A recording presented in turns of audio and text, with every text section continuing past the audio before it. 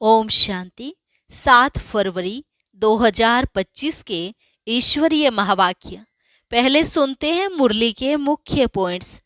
बाबा ने कहा, यह पाठशाला है पढ़ाई के लिए।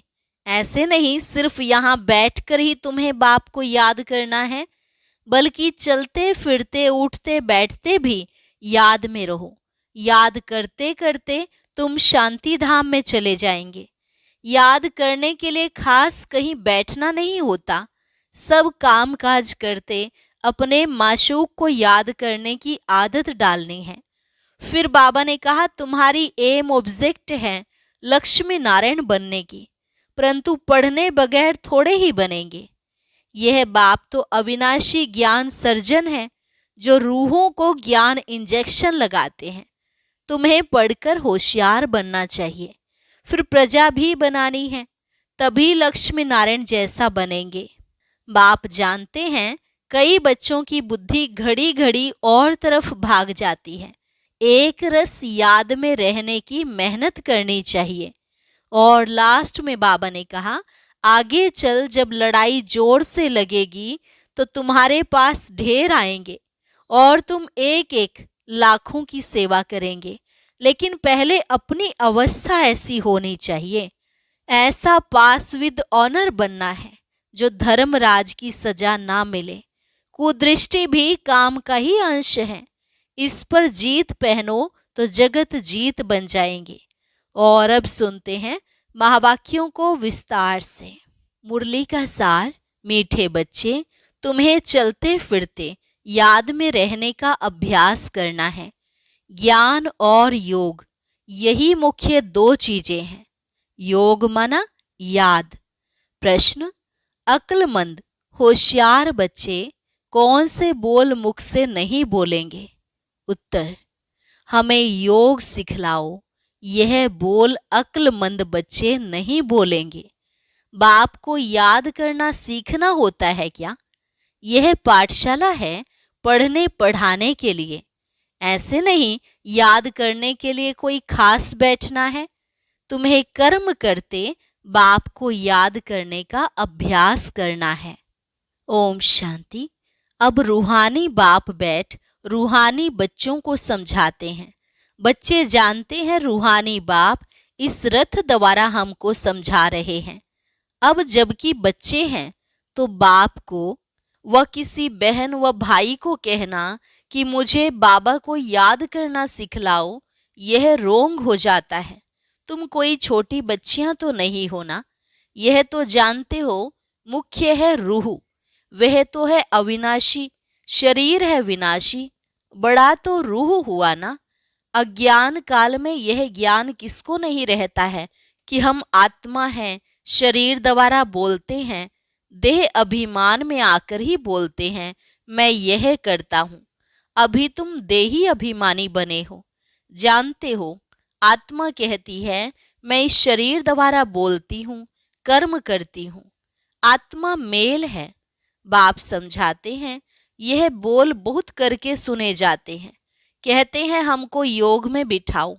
सामने एक बैठते हैं इस ख्याल से कि हम भी बाबा की याद में बैठे हैं, यह भी बैठे। अब पाठशाला कोई इसके लिए नहीं है। पाठशाला तो पढ़ाई के लिए है। बाकी ऐसे नहीं यहाँ बैठकर सिर्फ तुम्हें याद करना है। बाप ने तो समझाया है, चलते फिरते उठते बैठते बाप को याद करो। इसके लिए खास बैठने की भी दरकार नहीं। जैसे कोई कहते हैं राम राम कहो, क्या बिगर राम राम कहे याद नहीं कर सकते हैं? याद तो चलते फिरते कर सकते हैं। तुमको तो कर्म करते बाप को याद करना है। आशिक माशूक कोई खास बैठकर एक दो को याद नहीं करते हैं। काम काज धंधा आदि सब करना है। सब कुछ करते अपने माशूक को याद करते रहो। ऐसे नहीं कि उनको याद करने के लिए खास कहाँ जाकर बैठना है। तुम बच्चे गीत व कविताएं आदि सुनाते हो तो बाबा कह देते हैं यह भक्ति मार्ग के हैं। कहते भी हैं शांति देवा, सो तो परमात्मा को ही याद करते हैं, ना कि श्री कृष्ण को। ड्रामा अनुसार आत्मा अशांत हो पड़ी है तो बाप को पुकारती है, क्योंकि शांति, सुख, ज्ञान का सागर वह है। ज्ञान और योग मुख्य दो चीजें हैं। योग माना याद। उन्हों का हठ योग बिल्कुल ही अलग है। तुम्हारा है राजयोग। बाप को सिर्फ याद करना है। बाप द्वारा तुम बाप को जानने से सृष्टि के आदि मध्य अंत को जान गए हो। तुमको सबसे बड़ी खुशी तो यह है कि हमको भगवान पढ़ाते हैं। भगवान का भी पहले पहले पूरा परिचय होना चाहिए। ऐसा तो कभी नहीं जाना कि जैसे आत्मा स्टार है वैसे भगवान भी स्टार है, वह भी आत्मा है, परंतु उनको परम आत्मा, सुप्रीम सोल कहा जाता है। वह कभी पुनर्जन्म तो लेते नहीं हैं। ऐसे नहीं कि वह जन्म मरण में आते हैं, नहीं, पुनर्जन्म नहीं लेते हैं। खुद आकर समझाते हैं कि मैं कैसे आता हूँ। त्रिमूर्ति का गायन भी भारत में है। त्रिमूर्ति ब्रह्मा, विष्णु, शंकर का चित्र भी दिखाते हैं। शिव परमात्मा ही नमः कहते हैं ना। उस ऊंचते ऊंच बाप को भूल गए हैं, सिर्फ त्रिमूर्ति का चित्र दे दिया है। ऊपर में शिव तो जरूर होना चाहिए, जैसे यह समझें कि इनका रचयिता शिव है। रचना से कभी वर्षा नहीं मिल सकता है। तुम जानते हो ब्रह्मा से कुछ भी वर्षा नहीं मिलता। विष्णु को तो हीरे ज्वाहरों का ताज है ना। शिव बाबा द्वारा फिर पैनी से पाउंड बने हैं। शिव का चित्र ना होने से सारा खंडन हो जाता है। ऊंचते ऊंचे परमपिता परमात्मा, उनकी यह रचना है। अभी तुम बच्चों को बाप से स्वर्ग का वर्षा मिलता है 21 जन्मों के लिए। भले वहां फिर भी समझते हैं लौकिक बाप से वर्षा मिला है। वहां यह पता नहीं कि यह बेहद के बाप से पाई हुई प्रारब्ध है। यह तुमको अभी पता है। अभी की कमाई वहां 21 जन्म चलती है। वहां यह मालूम नहीं रहता है। इस ज्ञान का बिल्कुल पता नहीं रहता है। यह ज्ञान न देवताओं में है न शूद्रों में रहता है। यह ज्ञान है ही तुम ब्राह्मणों में। यह है रूहानी ज्ञान। स्पिरिचुअल का अर्थ भी नहीं जानते हैं। डॉक्टर ऑफ फिलॉसफी कहते हैं डॉक्टर ऑफ स्पिरिचुअल नॉलेज एक ही बाप है। बाप को सर्जन भी कहा जाता है ना। साधु सन्यासी आदि कोई सर्जन थोड़े ही हैं। वेद शास्त्र आदि पढ़ने वालों को डॉक्टर थोड़े ही कहेंगे। भले टाइटल भी दे देते हैं, परंतु वास्तव में रूहानी सर्जन है एक बाप, जो रूह को इंजेक्शन लगाते हैं। वह है भक्ति। उनको कहना चाहिए डॉक्टर ऑफ भक्ति, अथवा शास्त्रों का ज्ञान देते हैं। उनसे फायदा कुछ भी नहीं होता, नीचे गिरते ही जाते हैं, तो उनको डॉक्टर कैसे कहेंगे? डॉक्टर तो फायदा पहुंचाते हैं ना। यह बाप तो है अविनाशी ज्ञान सर्जन। योग बल से तुम एवर हेल्दी बनते हो। यह तो तुम बच्चे ही जानते हो, बाहर वाले क्या जाने। उनको अविनाशी सर्जन कहा जाता है। आत्माओं में जो विकारों की खाद पड़ी है उसे निकालना, पतित को पावन बनाकर सदगति देना, यह बाप में शक्ति है। ऑल माइटी पतित पावन एक फादर है। ऑल माइटी कोई मनुष्य को नहीं कह सकते हैं। तो बाप कौन सी शक्ति दिखाते हैं? सर्व को अपनी शक्ति से सदगति दे देते हैं। उनको कहेंगे doctor of spiritual knowledge, doctor of philosophy. यह तो ढेर के ढेर मनुष्य हैं, स्पिरिचुअल डॉक्टर एक है। तो अब बाप कहते हैं अपने को आत्मा समझ, मुझ बाप को याद करो और पवित्र बनो। मैं आया ही हूँ पवित्र दुनिया स्थापन करने। फिर तुम पतित क्यों बनते हो? पावन बनो, पतित मत बनो। सभी आत्माओं को बाप का डायरेक्शन है, गृहस्थ व्यवहार में रहते कमल फूल समान पवित्र रहो, बाल ब्रह्मचारी बनो, तो फिर पवित्र दुनिया के मालिक बन जाएंगे। इतने जन्म जो पाप किए हैं, अब मुझे याद करने से पाप भस्म हो जाएंगे। मूल वतन में पवित्र आत्माएं ही रहती हैं, पतित कोई जा नहीं सकते हैं। बुद्धि में यह तो याद रखना ही है, बाबा हमको पढ़ाते हैं। स्टूडेंट ऐसे कहेंगे क्या कि हमको टीचर की याद सिखलाओ? याद सिखलाने की क्या दरकार है? यहाँ संदली पर कोई ना बैठे तो भी हर्जा नहीं है। अपने बाप को याद करना है। तुम सारा दिन धंधे धोरी आदि में रहते हो तो भूल जाते हो, इसलिए यहाँ बिठाया जाता है। यह 10-15 मिनट भी याद करें। तुम बच्चों को तो काम काज करते याद में रहने की आदत डालनी है। आधा कल्प बाद माशूक मिलता है। अब कहते हैं मुझे याद करो, तो तुम्हारी आत्मा से खाद निकल जाएगी और तुम विश्व के मालिक बन जाएंगे। तो क्यों नहीं याद करना चाहिए? स्त्री को जब हथियाला बांधते हैं तो उनको कहते हैं पति तुम्हारा गुरु ईश्वर सब कुछ है, परंतु वह तो फिर भी मित्र संबंधी गुरु आदि बहुतों को याद करती है। वह तो देहधारी की याद हो गई। यह तो पतियों का पति है, उनको याद करना है। कोई कहते हैं हमको निष्ठा में बिठाओ, परंतु इससे क्या होगा? 10 मिनट यहाँ बैठते हैं तो भी ऐसे मत समझो कि कोई एक रस हो बैठते हैं। भक्ति मार्ग में किसकी पूजा करने बैठते हैं तो बुद्धि बहुत भटकती रहती है। नौधा भक्ति करने वालों को यही तात लगी रहती है कि हमको साक्षात्कार हो। वह आश लगाकर बैठे रहते हैं, एक की लगन में लवलीन हो जाते हैं, तब साक्षात्कार होता है। उनको कहा जाता है नौधा भक्ति। वह भक्ति ऐसी है जैसे आशिक माशूक, खाते पीते बुद्धि में याद रहती है। उनमें विकार की बात नहीं होती, शरीर पर प्यार हो जाता है। एक दो को देखने बिगर रह नहीं सकते। अब तुम बच्चों को बाप ने समझाया है, मुझे याद करने से तुम्हारे विकर्म विनाश होंगे। कैसे तुमने 84 जन्म लिए हैं, बीज को याद करने से सारा झाड़ याद आ जाता है। यह वैरायटी धर्मों का झाड़ है ना। यह सिर्फ तुम्हारी बुद्धि में ही है कि भारत गोल्डन एज में था, अब आयरन एज में है। यह अंग्रेजी अक्षर अच्छे हैं, इनका अर्थ अच्छा निकलता है।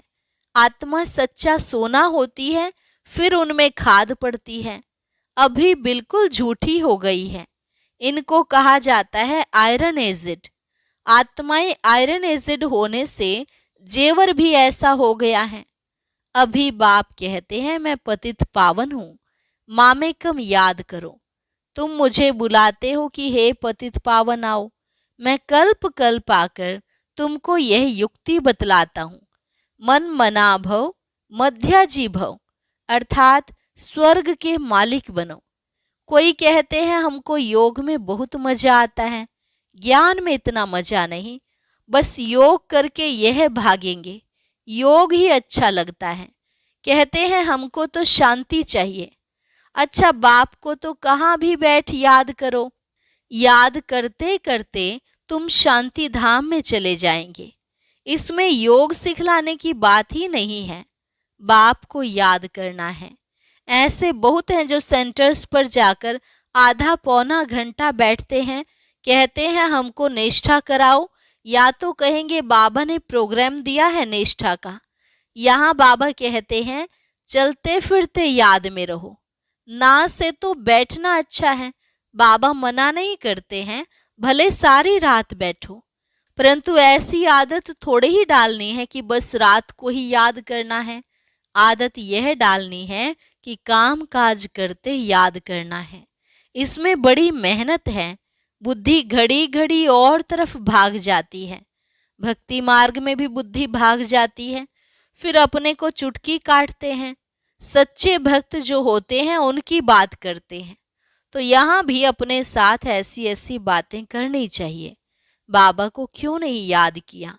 याद नहीं करेंगे तो विश्व के मालिक कैसे बनेंगे? आशिक माशूक तो नाम रूप में फंसे रहते हैं। यहाँ तो तुम अपने को आत्मा समझ बाप को याद करते हो। हम आत्मा इस शरीर से अलग हैं। शरीर में आने से कर्म करना होता है।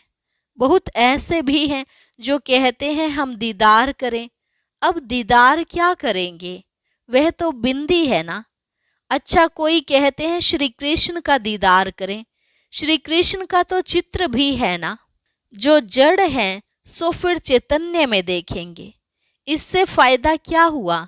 साक्षात्कार से थोड़ी फायदा होगा। तुम बाप को याद करो तो आत्मा पवित्र हो। नारायण का साक्षात्कार होने से नारायण थोड़े ही बन जाएंगे। तुम जानते हो हमारी एम ऑब्जेक्ट है ही लक्ष्मी नारायण बनने की, परंतु पढ़ने बिगर थोड़े ही बनेंगे। पढ़कर होशियार बनो, प्रजा भी बनाओ, तब लक्ष्मी नारायण बनेंगे।